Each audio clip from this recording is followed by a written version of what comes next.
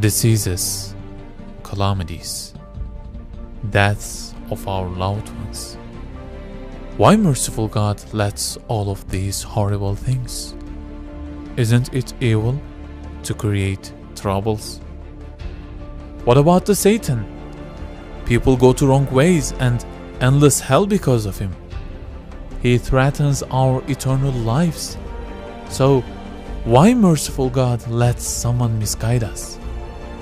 Isn't it evil to create Satan?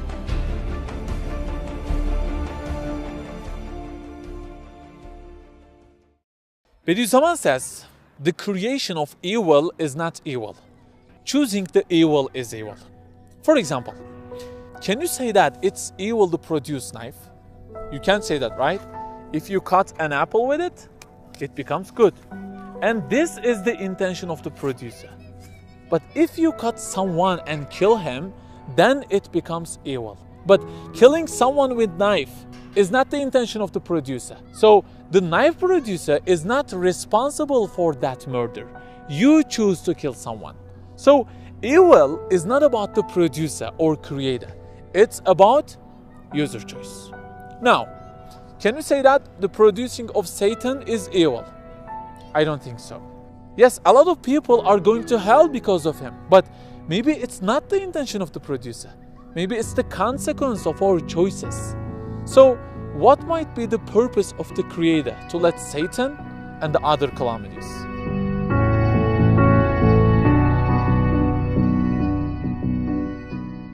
We came to this world to progress, right? We know this fact. There are numerous degrees in the spiritual abilities of human nature, and we are here to show our potential and rise, right? But the important point is, the only way to rise, the main condition of progress is to struggle. You cannot rise and show your potential without struggle. That's not possible. For example, think about a football team. How does it rise and become the best?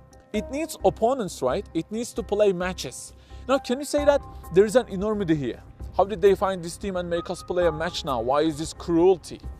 No, right? It is for you to defeat your opponent and rise.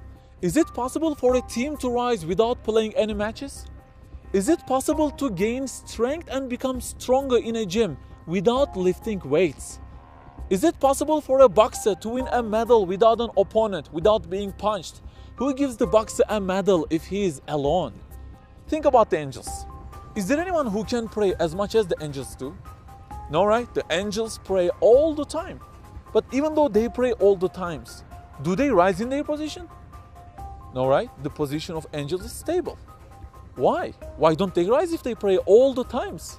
Because there are no Satans or calamities for them. They don't have an opponent. They do not struggle against anything. That's why they cannot rise. So the thing that makes humans to rise and have a potential to surpass the angels is actually what? Existence of opponents like illnesses, diseases that we face, and the Satan and the desires of our nafs, etc. So they are not created for us to fall. They are created for us to rise. They are our opponents to raise us. This is the intention of the Creator. What differs a diamond from a coal? How do you distinguish them? You know, they are the same in their solid states. Both of them consist of carbon atoms, right? So what makes them different? The fire makes the difference. The coal burns and the diamond does not. So the diamond proves its potential through its struggle against its opponent. It shows its value through enduring the fire. And coal also shows its worthless and low character through burning in the fire. So the fire only reveals their character. So we cannot say that the fire is evil. If you chose to become a coal and burned in the fire, that choice would become evil. Because you could also choose becoming a diamond and not to burn in the fire. The fire could let you to become more valuable, but you didn't choose it. So what are you, a diamond or a coal?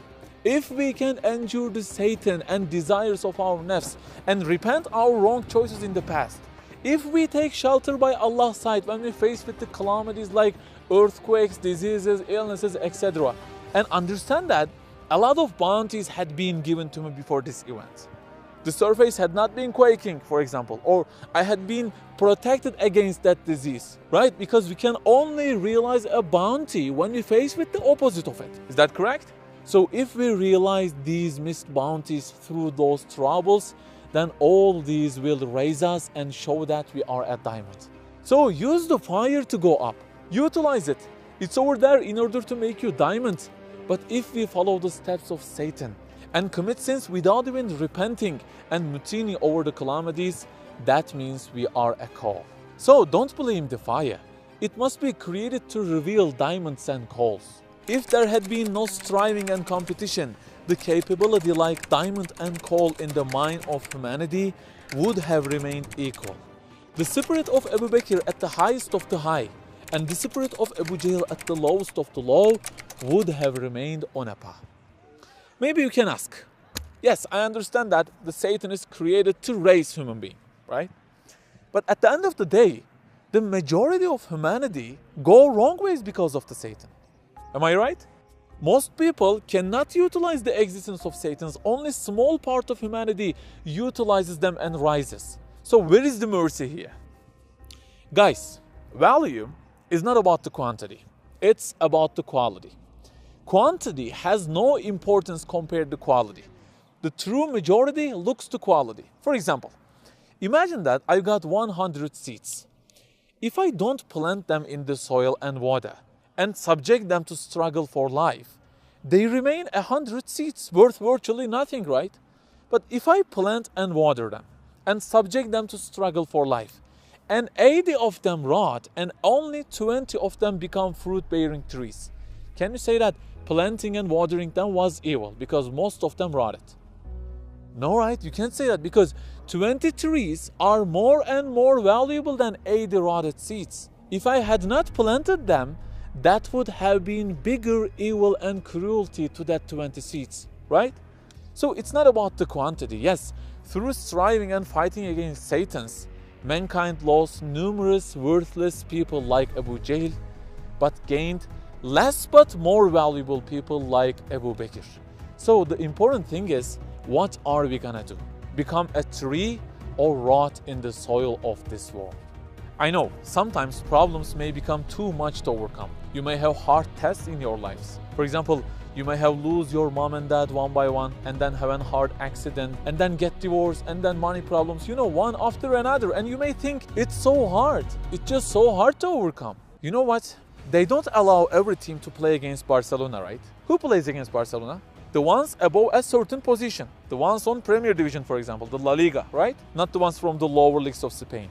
So playing against strong opponents means your position, your potential is high. The Champions League is also similar, isn't it? The strongest opponents are over there, right? But would any team say this? Who included us in this tournament? It's so hard, man. It's just so hard to overcome. We always play against the strong opponents. Why did you include us here? Bro, if you join that tournament, that means you are a good team. That's why you face strong opponents.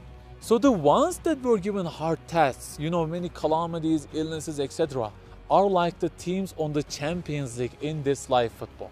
The one who knows this fact does not become unhappy. Who faces the most difficult problems? Tell me. The prophets, right? Starting with our prophet, all the prophets, the religious people. There has been no prophet or a religious person who had a life without illnesses, without problems. No, they all had most and hardest problems. Why?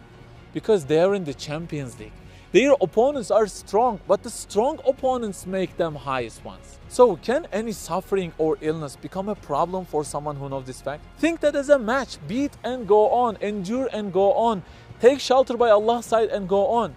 So we live in a hard time, don't we? Especially for us, the youth. Sometimes I'm thinking, oh my Lord, why do you let all of these sins and immorality that attack us? Nudities, filthy things of internet, TVs, environment. This is Akhir Zaman, right? Why do you let all of this happen? And then I remember this fact. These are the hard matches of this time. See them as a chance, bro. They exist to make us rise up. They are led by Allah to make us higher. If we can beat them and be patient against them, we can go up and become the youth who are on the highest levels of people in this century. So think life as a fixture. You know the fixture of football teams? The La Liga, for example, 38 weeks, right? So my life is going to be 60, 70 years fixture, and events come to me. I may lose my mom at 21. I may face with a serious disease at 22. I may meet with a serious sin danger at 23. So matches come to me one by one. The more I win, the more I'm raised in the rank. Otherwise, if there had no league and fixture system, the level of Barcelona and Malaga would have remained equal. What make difference? Struggle on the pitch. Who is gonna become coal and who is gonna become diamond? That's the point.